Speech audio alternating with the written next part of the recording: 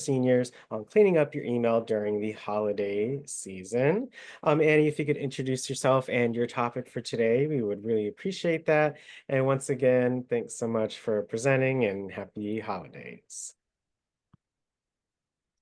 Thank you so much for having us, Alex. So my name is Annie.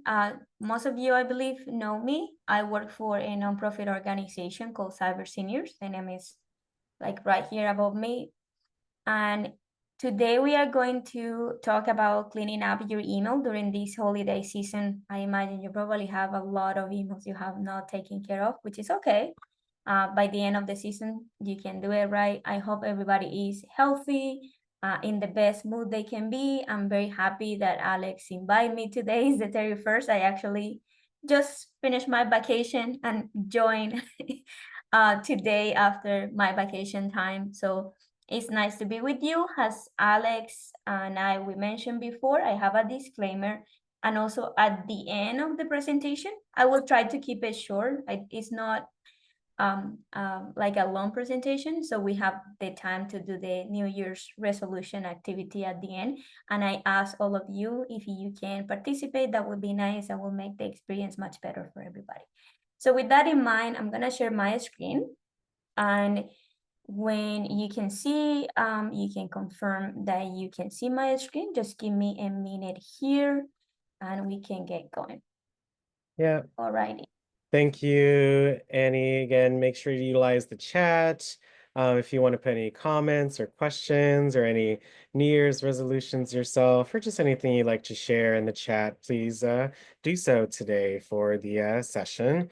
But Annie, we see the presentation. So again, thank you so much. No problem. All right, I'm gonna turn off my camera for now so I have a better connection. So you won't see my face for a while, but you will see me when we are doing the end activity. So as I mentioned before, we are gonna do a walkthrough cleaning up your email during the holiday season. As you might know and you might experience already, the holiday season is also a great time to tidy up your email, especially once the busyness of the year has passed. And what we are going to do is essentially look at some tips to help you manage your emails efficiently. Some of these things you probably know, we are just going to use this as a refresher. And here's our disclaimer for today. Just in case you guys don't remember, here it is. Just give it a minute and here is now. All right, so just keep in mind the presentations are intended for educational purposes only and do not replace independent professional judgment. Statements of fact and opinions expressed are those of the participants individually and unless stated to the contrary are not the opinions or positions of Cyber Seniors. Cyber Seniors does not endorse and assumes no responsibility for the information content, precision, or completeness. Attendees should also be aware that sessions are audio and video recorded and may be published in different media sources, including audio and video formats without further notice. So with that out of the way, let's move to the next one. And the next part is about how to declutter your inbox. So my slideshow is a little bit slow today, but hopefully it will come up soon in front of you guys. It's taking sweet time to get there. All right.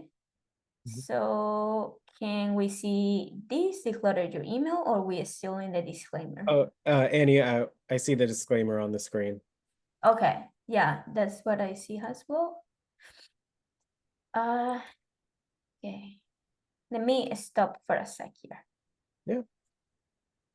Is acting a little bit up.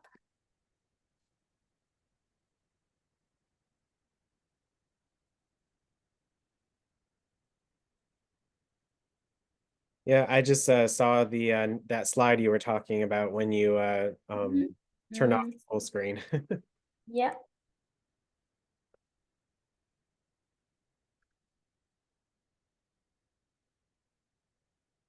Mhm.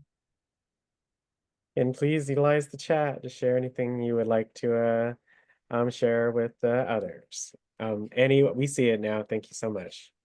Okay, so the two primary points we are going to start today is with go through your inbox and delete any, all, or irrelevant emails. So this is kind of obvious, but it's just a reminder because this is kind of the bread and butter of this decluttering your inbox situation. Also, if you are receiving newsletter that you no longer read, consider unsubscribing. We will go over how to unsubscribe in just a little bit. All right. So when you delete an email, the email is removed from your inbox. However, instead of storing the email in a special archive folder, this message is sent to the email's trash bin. This folder is usually called trash, but it could also be named differently between email services. That goes to say that when you delete an email, it goes to a temporary kind of holding, and it will remain in that holding place for 30 days. This is normal for all email servers, despite you use Outlook, Yahoo, the mail application, and Gmail. Permanently deleting an email, in the other hand, is similar to throwing it into a digital incinerator. What this means is that you remove it immediately and likely cannot be recovered. Though I will say that if you use an Outlook account, you may have the chance to recover after you delete permanently, but this is a little bit tricky, and other servers such as Gmail and Yahoo may not offer this, so you will need a special kind of program to recover this email. So be careful about this. All right, so we have here two images on the left that show a bit more about that delete function. This is the view to a Outlook application in a small device. So you can see on the left, you have a list of different folders, right? You have inbox, send, draft, archive, delete, junk, so on and so forth. And the one that I'm pointing right now, if you can see that little blue dot right there, it says mark as unread, flag, reply, forward, forward has attachment, print, and delete. Now, the question here is, who can tell the difference between this delete and this delete, right? Between the one on the very left and the one in the middle point. Who can tell me? You can type it in the chat if you dare to answer. So those two are different. All right. So because we are not taking questions as of now, I will say, Alex, can we unmute Miss Doris and let her talk? Okay, yes, of course, I'll be able to assist with the hands if you would Okay. like folks to respond, okay? Yeah. But I don't see any hands, but I do see we have a chat. Says one is highlighted dark. They both are, but okay. So Miss Doris has a raised hand again. All right. Okay. What do you think, Miss Doris? Okay, the one on the left, Yeah. that's a temporary deletion. Okay. And, okay. And the one in red, that means it's gone. It's permanent deleted. Okay. I will take it, but I can elaborate a little bit more, but it's close to that. Thank you, Miss Doris. So Alex, continue, okay? All right. So the one on the left are the general folders that you have in your email, right? So you see inbox. So these are general folders. What this means is that if you delete an email, it will go to the delete folder, but it's not delete permanently. It's just in the delete folder. These options right here are the menus that you will see if you open an email, right? So this is when you open an email and you will find the 3 dots sometimes or the vertical lines, and you can see all these options related to that email. And one of the options is delete. So these are the folders, and you have the deleted folder, which are emails that have been deleted, and this is the delete function to delete an email that you have opened or are looking to handle. So that is the main difference. In the third image, you can see that once you delete an email, say using this option, you will be asked, do you want to delete this email permanently? And this is when the email is deleted permanently, and you can have the permanently delete option, in which case it will disappear from here and it will go to the ether. It will disappear essentially. All right, let's go to another one. All right, so the image on the left displays a view of the email folders, including the trash folder, right? Meanwhile, the one on the right shows a menu that appears from an already open email in the mail application. So similar to what happened with this is the version for, iOS users, such as the tablet users, or the iOS, such as your iPhone. All right, so here's the mailboxes list, and this is the options that you have when you open an email.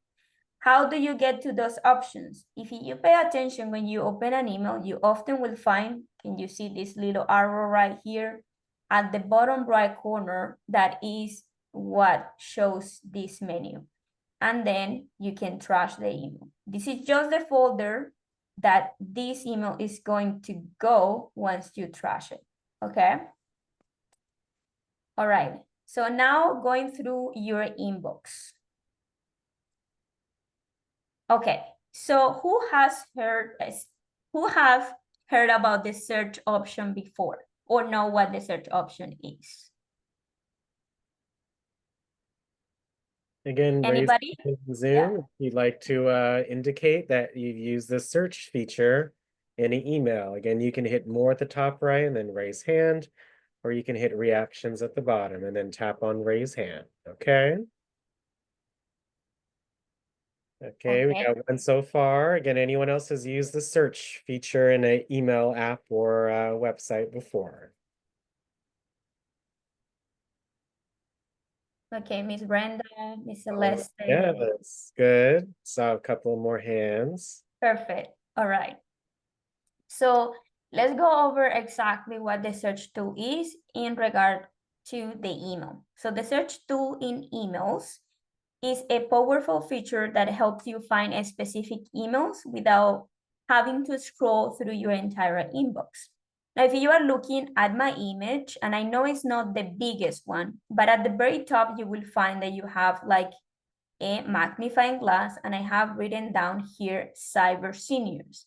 Now, when I write any type of word, what happened is that my email will give me certain tools to locate the email I'm looking for. This thing right here, the fact that I wrote down like a word or perhaps the name of a person, is called keyword search, because you are looking by a keyword. But you also can use filters. So if you pay attention, I'm using Gmail. I already wrote down cyber seniors here, and I have other filters that are right here. So you can filter by the person who sent you this message, when did you receive this message, whether the message has any attachments, and so on and so forth. Now, you don't need to use any of those. If you already wrote the word cyber seniors, and between the emails you have displayed at the bottom, you see any relevancy with what you were looking for, you are good. And essentially the email will do something else for you. Will kind of highlight, as you can see, in the different messages, the word cyber senior. So you are more prompt to find what you are looking for. In essence, the search tool works with keyword search, filters and criteria. In filters and criteria, we have from the person who sent you this, when you receive the message, and also if the message contains any type of attachment. In other cases, such as Gmail, you will also have advanced search, and you can look for more precise things in that advanced search. And as you click in any of these options, you will see how they start changing for you, so you can narrow your search. All right, so this is the view of the mail application in an iOS device. That can be your iPad, that can be your iPhone.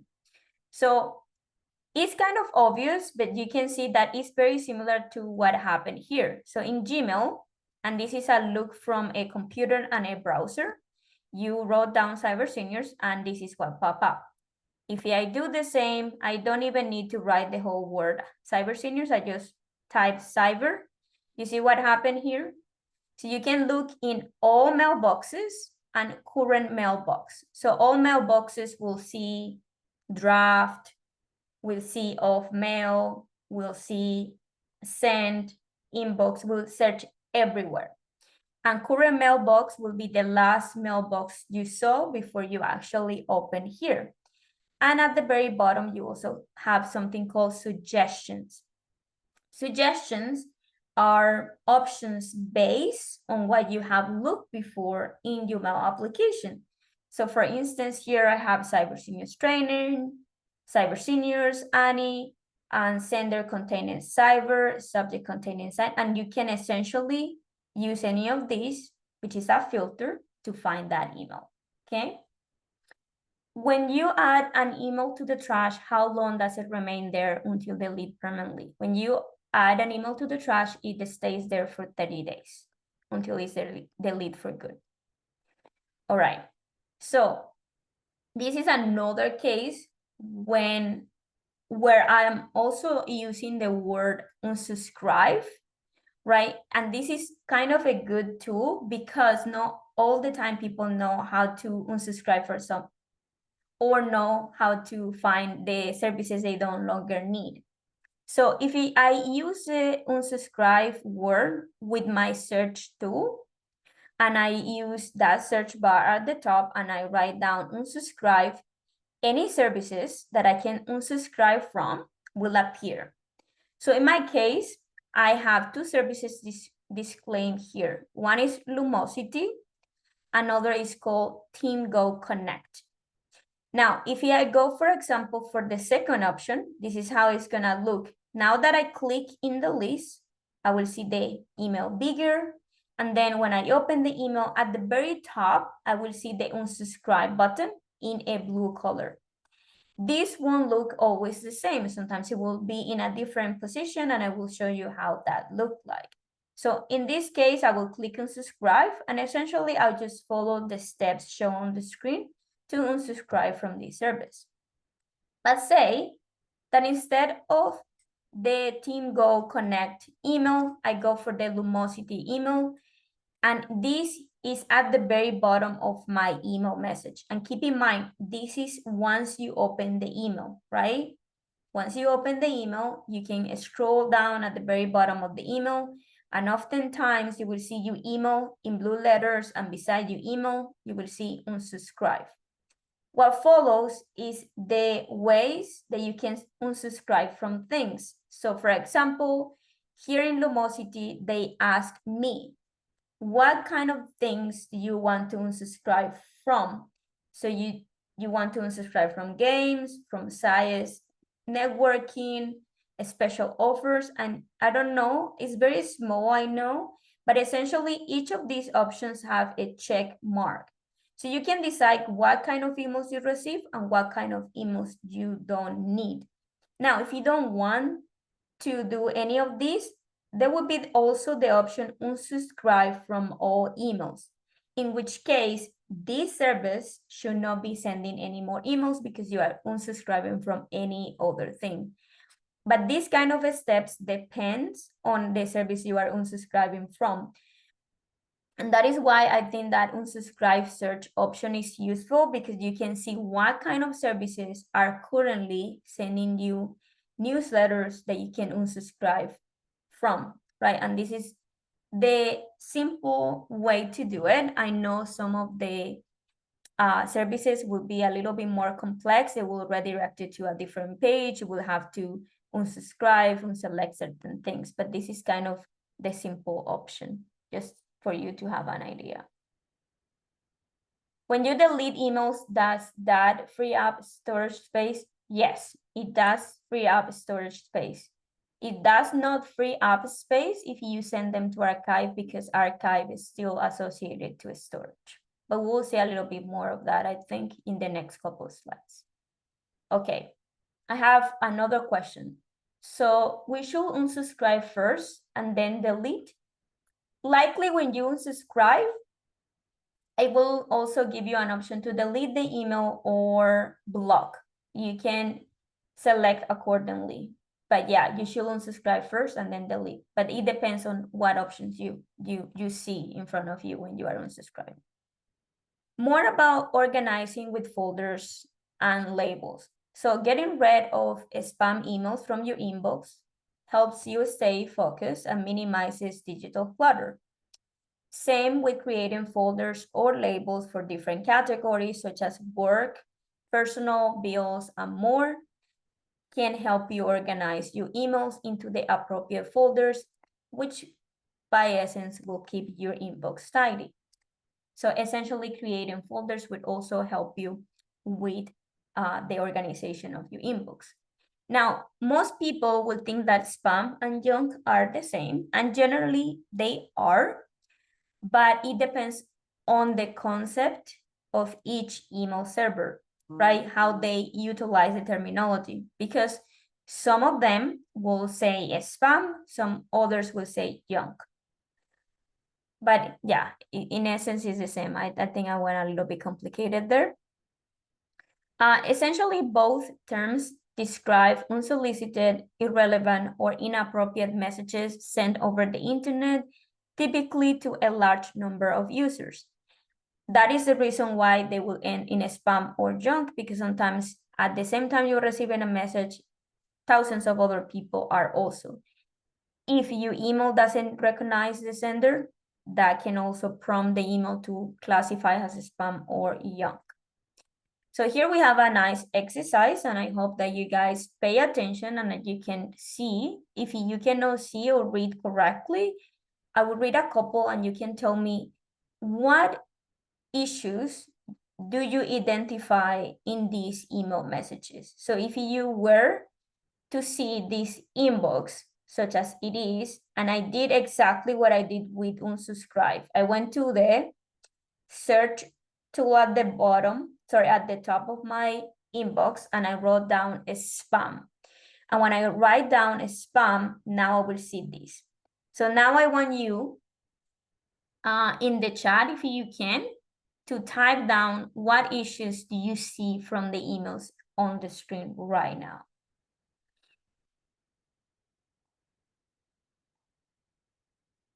Okay. Does anybody see any issues? So I'm gonna read a couple. So the first says, personal loan pro, dominate your debt. Second says, cash app, payment sent to such and such and such, the email.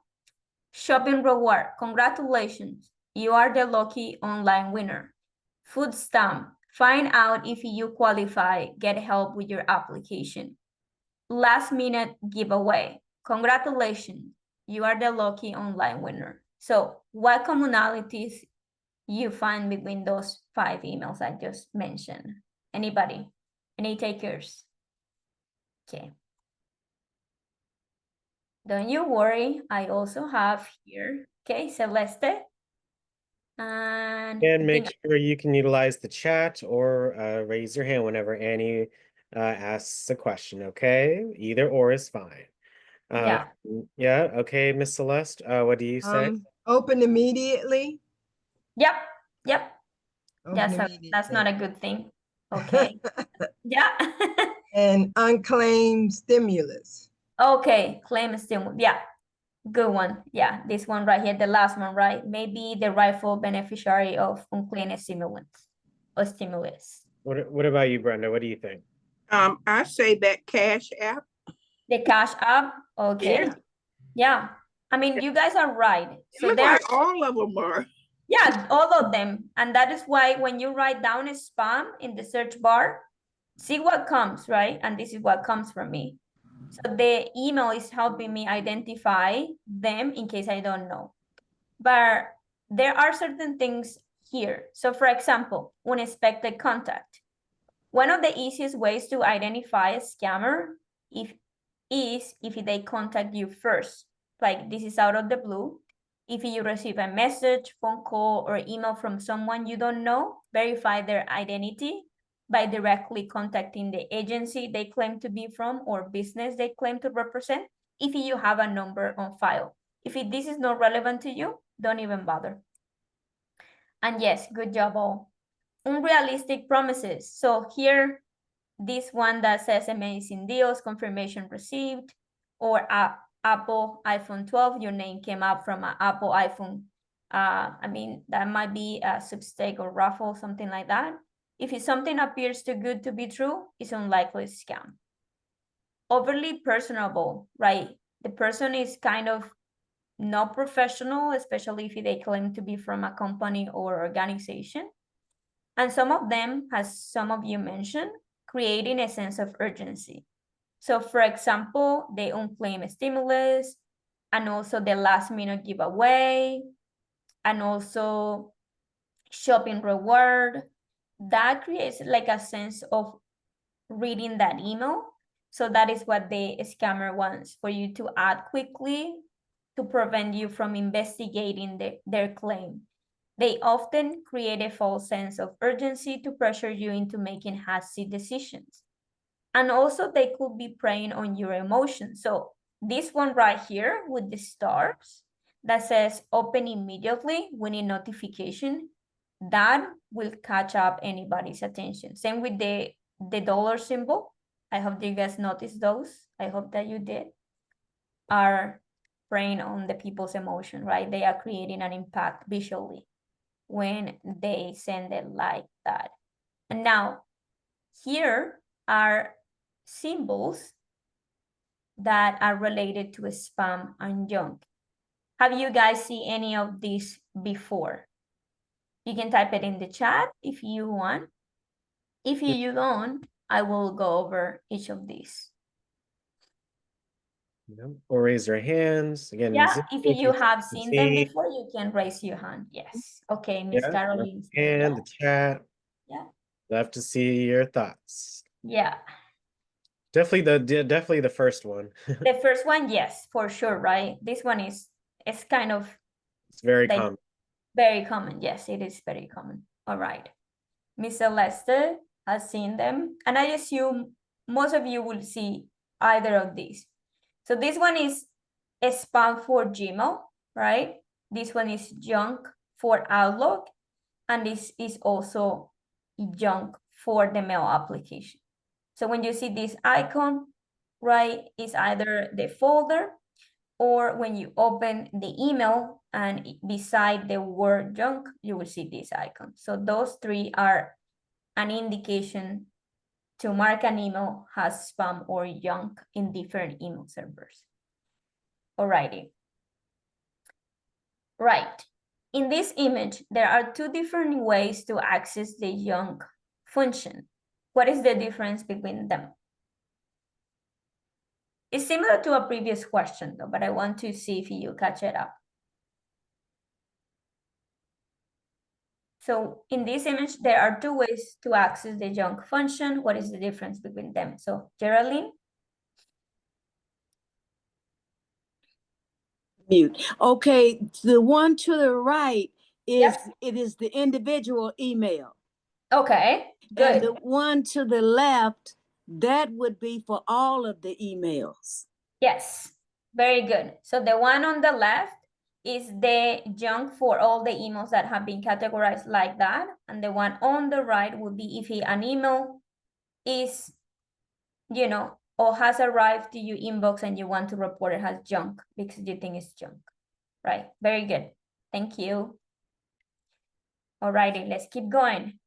So this is a closer look at an email open in the mail application that you guys commonly use. So this is from iOS devices. That it can be an iPhone, that can be an iPad. Now, we are here, but I want to see if any of you who guess how did I get to this screen in particular?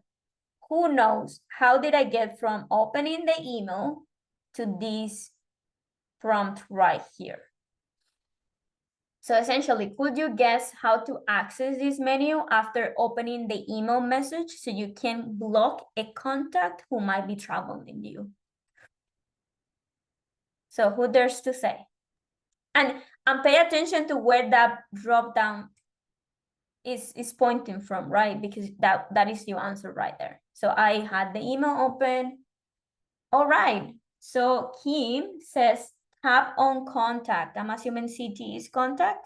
It says cyber seniors training, so she means the icon. That's correct. It's basically the contact for Yeah. for the person that Okay. sent you an email. Yeah. So yes. I did not match the CT now that I see. I know what you mean. Okay, yes. So, and this applies to any email you have in your inbox. So if you go to the list of your messages, you can open your email. When you have the email displayed in big on your right side, for example, in my case, you can go at the very top where it says from. And when you click in from, then you will notice how this little arrow on the right of the word or the name of the recipient. And when I click in that arrow, then I have this right here. And I have plenty of details about this. So where did the email came to? If I can block the contact, I can do it from here. If I can send a message back, I can add it as a new contact. So this is something that I can do by clicking on from. Then I will see the arrow pointing to the right, and then I will see this right here. So essentially came from the contact. Right. Good job. Nice. I'm glad that Alex is gonna cover this. Alrighty. You guys are doing very well. I'm very proud. Clearly, you have been learning a lot in 2024, and I hope that I had the chance to keep learning with you and you keep learning with me, because I'm very proud of how far you have come. Now, folders and labels. So the folders feature on email servers work like traditional file folders. They allow you to store and organize email by categorizing them. Labels are also a function that work like tags. You know, like the tags you have for clothing that show the price. You can also attach them to emails to make the email stand out. Now, if this is not making sense to you right now, that's okay. There is a difference between labels and folders. So labels are just like a mark that you can give an email, and you can actually give an email different labels. For example, one email can be from appointments, but also can be an urgent, though the email would be perhaps in your doctor's file folder, right? So that's an example. I hope that it makes sense when I say that. And here's another look at a Outlook application. So if you see, this is the view from an Android smartphone, and I'm using the Outlook mobile app. To create a folder, what you can do is open the email, right? So for example, I open this email right here. So I came from my inbox, open the email, and when you go to the three vertical dots, you see them. Sometimes you will find them at the very top or at the bottom below where the date is. I know it's very small. That's what I'm trying to explain, so you kind of make sense of it. If it is too small, I apologize. Fortunately, I couldn't make it bigger.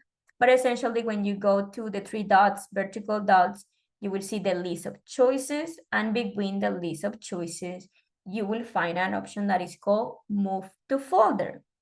So this will apply if you want to create a new folder but move it to somewhere else other than the folder the email initially is.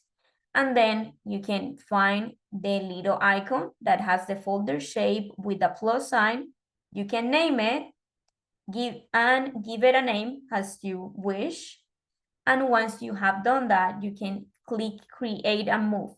Create and Move won't come to light, meaning it won't be useful until you actually put the name. So here is empty, so therefore Create and Move is not an option. But once I put the name, it becomes an option, and then I can create that folder. So that will go from my inbox to the folder I create, which is Cyber Seniors Webinar. This is just an example.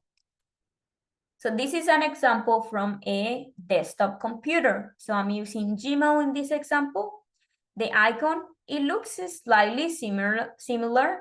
The one here has a file folder with a plus sign. This one has a file shape with an arrow pointing to the right, and this is to move to.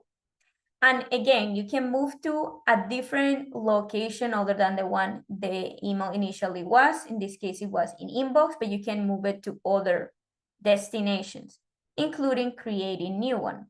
Similar to what we just saw with the smartphone, you can name how do you want, this is a label, right? And once you name it, you can click in create. The create option won't be available unless you give that folder a name. So just keep in mind, if you see a gray, it means you have not done it correctly. Once you put the name, which is the way you do it, you will see create, and then you will be able to create that folder. Now, flag and star important emails. You can use flags to mark emails that require action or follow-up, and also star emails that are important and need your attention. Unlike folders, you don't need to, it's not as a stepful, it's more like clicking something and it will put it or make it stand out in a different place, right? And this is with the purpose of you not losing that email, and you can find that easy after. So you can use flags to mark emails that require action or follow-up, and star emails that are important and need your attention afterwards. Like the two are very similar, very alike. Almost every mail service provider offers a way to flag emails from the inbox, but the symbols they use and the exact location of the flag change between each provider. Yahoo, for example, refers to them as a star email. So they have a star, while Outlook uses traditional flags, similar to this one you see right here, right? So I'm gonna give you an example so you see. So if you use Gmail, you will notice that Gmail has a folder called Starred, right? And it has like star beside them. So if you open an email and you see the star is empty, it means that email is not starred yet. So the case is at the bottom. You can see them, they are empty. This one is full, is fully in yellow. So that is when this will be here. And it won't move it from the inbox. It just will add it to the star. So even if it's in the inbox, when you go to star, it will show it there so you can check it out later. So that's what it does. And that's how it works. If we use the example of the mail application that you are so accustomed to, it's not called star, it's called flagged, right? And you will see that when you flag an email, it will have the shape of a flag. If the shape does not have any color, likely the email hasn't been flagged. If it has a color, such as the case here, which is red, it is flagged, okay? And you can go to the flagged folder and it will be there. So star for Gmail, Yahoo, flagged for Outlook, and mail. I tried to cover like a couple of functionalities in different emails, but it will make sense once you start using this. When you create a folder of documents, you have the option to share and send. Yes, when you create a folder of documents, you do have the option to share and send. If you're talking about the drive, yes, you do have that option. Okay, archive emails. So message archiving is an effective method for organizing emails and maintaining a clutter-free inbox. It allows you to temporarily hide emails that are not urgently important but should not be deleted just yet. What this means is that when you archive an email, it is removed from your inbox. However, archive emails are still available to view, just in a different folder. Sometimes you will archive and you won't know what they are because there is not a particular folder for it. But in Gmail, for example, you will go to all mail. In Outlook, there is actually an archive folder. And it looks like one folder container. I don't know what the name of that is right now. But yeah, so thus far, archive emails will still use storage space depending on how much your email service provider gives you. I believe somebody asked that question before. So the answer is yes. If you archive an email, still occupying a space. It will not occupy a space if you delete that email, okay? Alrighty, disposable emails, and we are getting to the end, so we go to our little activity for New Year resolutions. So I'm excited for that. But here we have two things that are quite nice these days and are called disposable emails. Temp email and disposable mail, temp mail and disposable mail and similar services are ideal for temporary use, such as signing up for one-time services. So if you are looking to test a service that you don't know if you are going to acquire in the future, instead of using your regular email, you can use a temp email. That's an example, right? Or perhaps you need an email address quickly without the hassle of a complete setup, like putting all your personal details there. You just need an email for something real quick, right? They provide a layer of privacy and are useful for avoiding spam in your primary accounts. So this is something you can do if you want to avoid the clutter in your inbox. However, keep in mind they should not be used for essential communication like your doctor, like your taxes, your finances, things of that nature, because they are typically short-lived, right? And less secure. They are safe in the sense that they hide your personal email, or you don't have to use your personal email, but are less secure in the sense that they are not meant to be used for essential communications, as I just mentioned. The last tool here is called email sorter applications. You can actually use this without paying an account if you want to give it a try. Even though most email providers give you some tools to sort emails in your inbox, their methods don't always meet everyone's need, and you can efficiently sort your email using other options, like third-party email sorter solutions that are available and many cost just a few dollars per month. I will stress the fact that if you don't worry too much about your email, you should not be purchasing something like this. If you handle like a significant amount of emails and perhaps it has gotten a little bit of control, maybe this is something you can consider.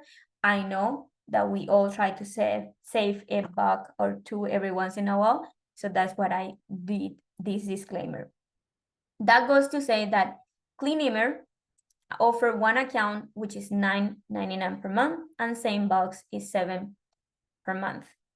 These options are good because they will tell you what you can unsubscribe from, what senders you can block, and things of that nature.